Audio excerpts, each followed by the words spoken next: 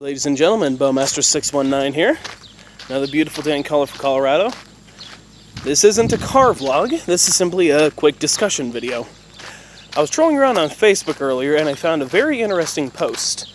It's just one of those nerd discussion post things. And it got me thinking just a little bit. So I'm going to go ahead and present the question to you, the fans, audience, whichever term you wish to go with.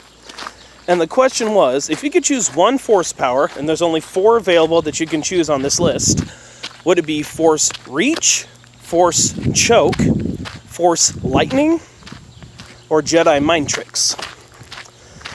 Now, there's a very wide topic of discussion right there that you could easily get into for several different reasons on the pros and cons of each different power. And that's partly why I am doing this video, just so I see what everyone out there who's watching personally thinks of it themselves. And I apologize if the screen is a little bit shaky. I'm currently getting into the car so I can get myself headed into school. Now, me personally, in regards to that list, I would have to go with Force Reach. And there are a few different reasons behind that. First and foremost is the fact that if you can pull it towards you, you can also shoot it away from you, push it away from you. So in essence, obviously you would have Force Push as well as Force Reach. Now, as far as for everyday tasks, it would be very nice, as well as just very useful in general, to have the ability to simply reach out, grab something, and pull it towards you. Especially if you're a short person and you're walking around the store and you see something way up on the top shelf or one of the higher shelves that you can't reach on your own, just pull it down that way and have no issues with it. Well, not necessarily no issues, but you get what I mean. Plus, depending on just how strong you are, quote unquote, with the Force, there is the opposite. Excuse me, my mind got jumbled for a minute there. There's also the fact that you can move virtually anything with the Force. If anyone has seen some of the other video games that are out there, such as The Force Unleashed, very good game, I highly recommend it if you haven't played it yet. I have the first and second one.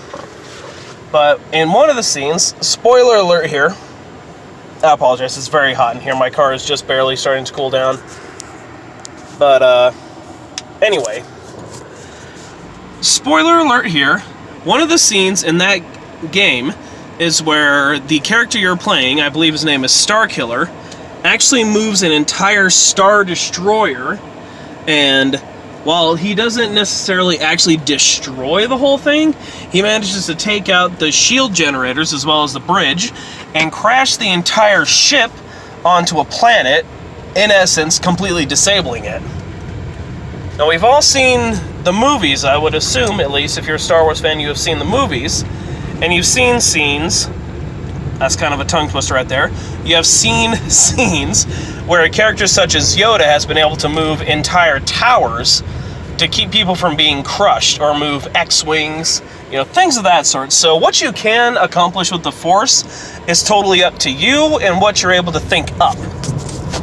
Now, going into more combative terms, in regards to the Force Reach, with the ability of the Force and being able to move anything and do whatever you want with it, essentially, you can take everyday household objects and turn them into deadly devices. If you yourself are not armed in any way, like if you don't have a blaster or a lightsaber or any even modern conventional weapons, you don't have a gun, you don't have a sword, knife, anything like that, if you have Force Reach, anything's a weapon.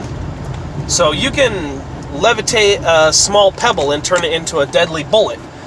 If there's only grass around you or straw, you can take that and turn it into a very deadly and nasty arrow.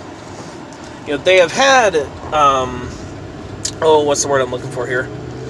They've had stories of very nasty tornadoes that have come up and have essentially turned bits of straw into deadly arrows. They have actually proven on Mythbusters that if accelerated enough, you can launch a piece of straw through a couple of 2x4s, a couple of pine 2x4s. They also tested a violin string, and that didn't only go through the 2x4s, it also went through the concrete wall. So there's just a small example of what you'd be able to do. Now, as far as the other ones go, force choke, I mean, unless you're already a serial killer or a soldier or something of that effect, that's next to worthless. I mean, let's be perfectly honest here. If you're just going around and partially strangling people to get information or get what you want out of them, you know, that just shows that you're not a very nice person.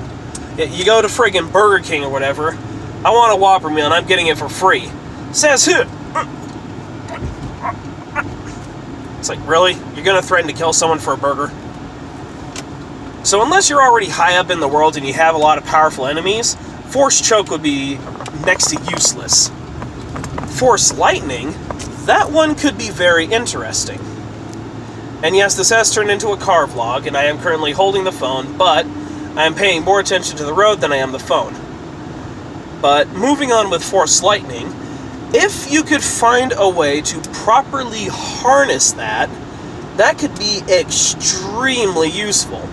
If you could somehow find a way to use that to charge various electrical devices, because think about this. With a bunch of the modern innovations that are coming around lately, you know, such as wind turbines, solar turbines, water turbines, and I know full well that some of those have been around for a while, but the simple fact that a lot of companies are trying to go green, so to speak, and they're developing newer and better versions of these power sources, the big thing that a lot of people don't seem to realize is if you do that personally on your own home, you're going to have more than just the windmill or water turbine or solar panels. You're also going to have a very large battery grid that's going to collect and store that power for you. Because if it's a very cloudy, dark day, and there is no wind, and you don't live near a creek or anything, then you're not going to have any power anyway. Unless a breeze comes up or the sun comes out, you got nothing. So, obviously, any of those power sources, unless they are some kind of a continuous system, which to my knowledge, the only one that would be capable of doing that would be the water turbine, you still need that giant battery pack in order to keep your entire home fueled. I don't know if fueled is the proper terminology, but I'm going to run with it. So, if you already have a system like that installed on your home, or you're planning on getting a system like that installed on your home, and for whatever reason one of those charging systems goes out, or let's just say, like I said, the previous one, you do not have a creek next to you, any kind of a water source, and it's a really dark, dreary day and there's no wind, or it's nighttime. If you can find a way to be able to direct that force lightning into your gigantic battery pack, there you go. You know, if you own an electric car or any of the... I just hit a bird. That completely threw me off. Anyway, point being, if you can find a way to harness force lightning, that could be very useful in today's society where so much is powered by electricity anymore. Now finally, the Jedi mind games. Again, these ones could be useful, but that's really going to show just what kind of a morality you have. If you're using it just to keep yourself out of minor trouble or things, then it's not going to be that big of an issue, but you've also got to remember, it only works on people of weak minds and certain races. If you will recall back to Star Wars Episode 1, when Qui-Gon Jinn encounters Watto, he cannot use any mind tricks on him whatsoever because he's a Tridarian. And I apologize if I pronounced that incorrectly. So obviously there are certain races that are unaffected by Jedi mind games, and the same thing can go for humans as well. Not only are those who are already of strong mind and strong will not going to be affected by it, but there are probably certain races of humanity that won't be affected by it either. Plus, what happens if you simply trick a couple of weak-minded fools and then the ones that are of stronger mind figure out what's going on?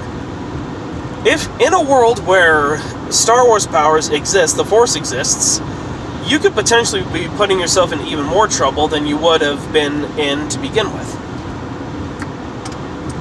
Now, on the positive side, yes, Jedi Mind Trick can be a very good thing. You can use it to very good advantage if you know what you're doing. But that's essentially the same for just about everything on this list.